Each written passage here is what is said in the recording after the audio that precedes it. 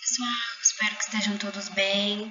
Então, a pedidos, coloquei novamente a aula de cetoacidose diabética, estado hiperglicêmico e hiperosmolar, porque parece que a primeira aula ficou um áudio sobreposto ao outro. Então, coloquei os esquemas novamente sobre CAD e EHH. Espero que tenham gostado. Desde já, um beijo. Curtam a aula. Então, vamos lá, pessoal. Vamos começar sobre cetoacidose diabética, ok? Então, antes de mais nada, quando nós falamos de cetoacidose diabética e estado hiperglicêmico hiperosmolar, nós precisamos nos atentar que são complicações agudas, né, típicas do paciente com diabetes, normalmente típica do paciente com diabetes tipo 1, a cetoacidose diabética, e o estado hiperglicêmico característico do diabetes tipo 2, ok? O que difere uma e outra, né? O que eu tenho presença em uma e não tenho presença em outra, é isso que a gente vai discutir nesse momento, tá? Independente qual seja a complicação, ela é caracterizada, né, por um alto índice glicêmico, né? E é um grande problema aí emergencial, tá? Normalmente essas condições elas estão associadas a eventos de natureza infecciosa aguda, seja alguma infecção respiratória, alguma infecção urinária, alguma infecção genital ou cutânea, que são fatores predisponentes, né? Tendo em vista aí um aumento dos hormônios antagonistas insulínicos, né? Não só o glucagon, mas GH e os glicocorticoides também, ok? Então, o mapa fisiopatológico da cetoacidose diabética inicia-se com uma deficiência absoluta ou uma deficiência drástica de insulina. Essa deficiência drástica de insulina faz com que haja diminuição da captação de glicose pelas células. Então, a glicose, ela não consegue se ligar, ela não consegue entrar dentro da célula sem o hormônio insulina, tá? Quando essa glicose, que está mais disponível aí, né, no leito intravascular, né, dentro do vaso, ela vai começar a se acumular. Esse acúmulo de glicose dentro do vaso chama-se hiperglicemia. Nós temos uma tolerância, né, glicêmica, né?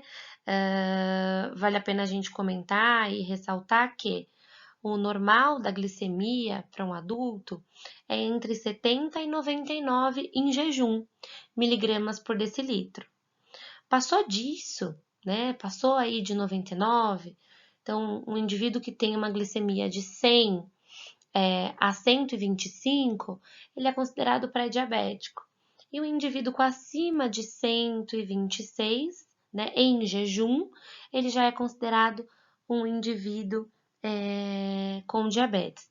Lembrando que esse teste deve ser feito no soro e não no aparelho de monitoramento, né, da glicose, tá? Na glicemia capilar. Então, nós não suportamos altos índices glicêmicos, né? Quando isso acontece, ou seja, quando o indivíduo ele é submetido a um índice acima de 200 miligramas por decilitro, por exemplo, o rim começa a sofrer lesão, né? O rim começa a sofrer com isso. A glicose ela é uma molécula de alto peso molecular, automaticamente durante a filtragem ela lesiona glomérulo, né? E nós começamos aí a apresentar a glicose na urina, tá? Então esse indivíduo começa com glicosúria. Então, uma glicemia acima de 200 miligramas por decilitro já garante uma glicosúria. Automaticamente, se está, durante a filtração glomerular, se está ultrapassando essas moléculas, ou seja, se o meu paciente está apresentando glicosúria, ele vai levar consigo outros íons importantes, né? Além de íons, água, ou seja, esse paciente ele entra numa situação que nós chamamos de diurese osmótica. Ele perde água, ele perde eletrólitos na urina, além de glicose. Isso vai gerar para esse paciente, né, um risco acentuado. Ou seja, ele pode desenvolver aí, né, taquicardia, hipotensão, alteração do nível de consciência, principalmente por perda de sódio, né?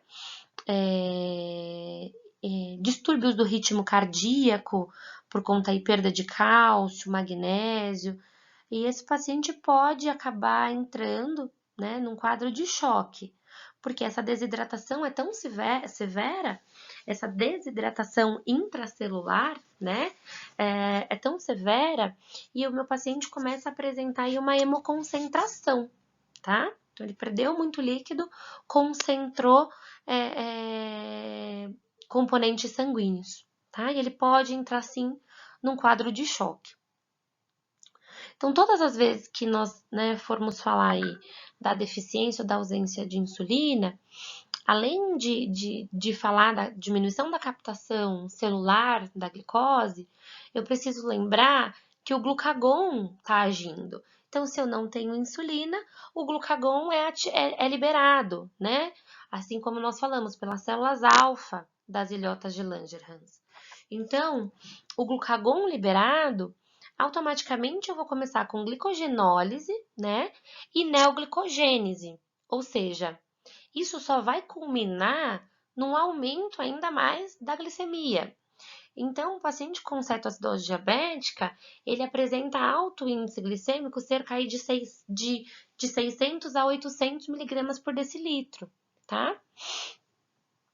Além do glucagon, a ausência, né, praticamente absoluta de insulina gera lipólise e proteólise.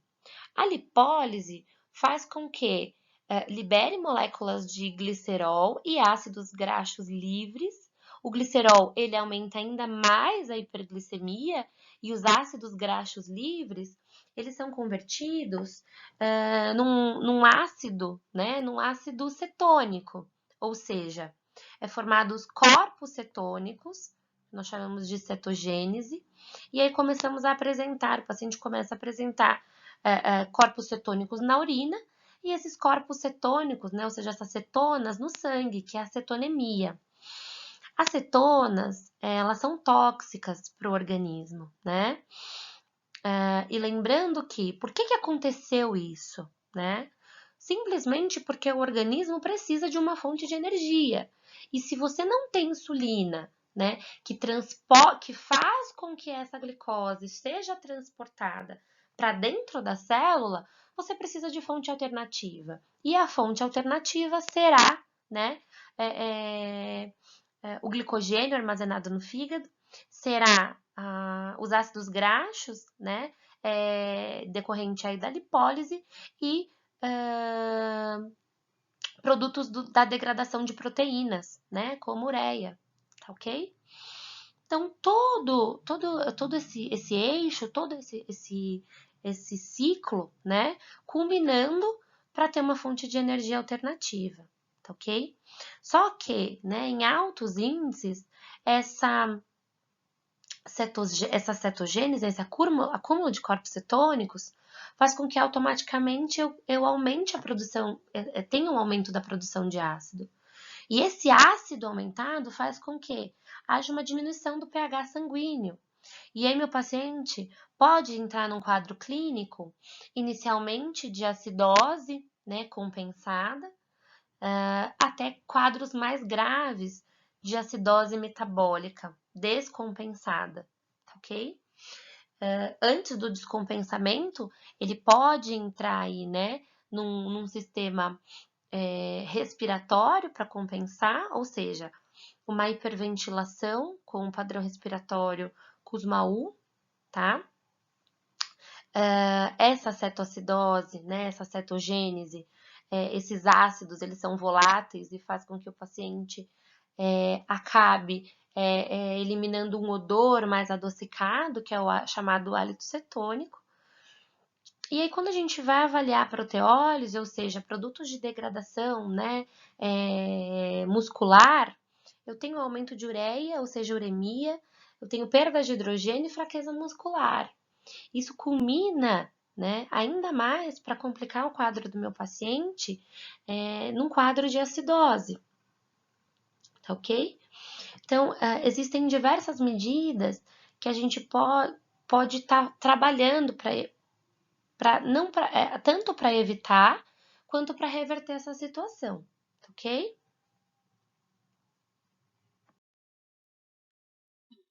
Continuidade. Então, o estado hiperglicêmico hiperosmolar, ele difere da cetoacidose diabética, principalmente porque é um quadro não cetótico, tá?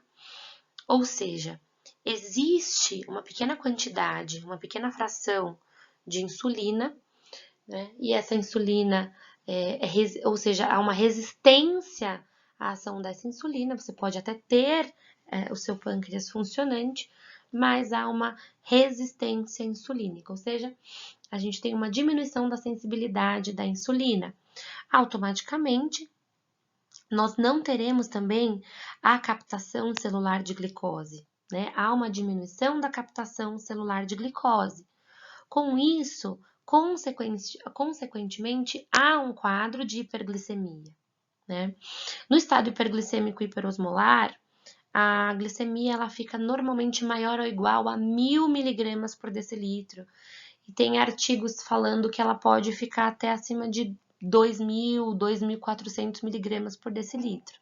Também é uma condição aguda, uma condição emergente. Ou seja, você tem, né, uma insulina não funcionante, resistente, diminui a captação da glicose, né, celular, automaticamente isso faz com que aumente a concentração de glicose dentro do vaso e aumente tanto, que começa a criar um quadro aí de hiperosmolaridade e hiperconcentração. O glucagon, né, ele entende que a insulina não está funcionando e automaticamente ele começa aí com suas funções antagônicas à insulina, ou seja, neoglicogênese e glicogenólise, tá ok?